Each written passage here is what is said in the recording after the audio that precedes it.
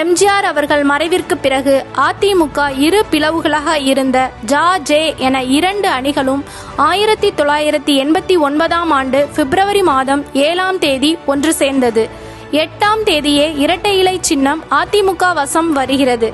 அதன் பிறகு ஜானகி அம்மா அவர்களுடைய சொந்த நிலத்தில்தான் இன்று ராயப்பேட்டையில் இருக்கக்கூடிய அதிமுக அலுவலகம் இயங்கி வந்தது.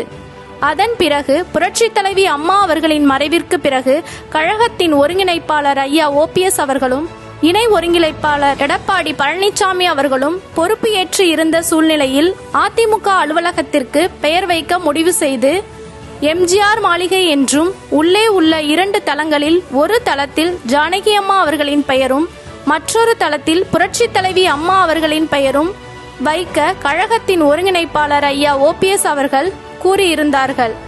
ஆனால் அன்றைய முதல்வரும் இணை ஒருங்கிணைப்பாளர் எடப்பாடி பழனிசாமி அவர்களும் ஜானகி அம்மா அவர்களின் பெயர் வைக்கக்கூடாது என்று ஆணித்தரமாக மறுத்துவிட்டார்கள்.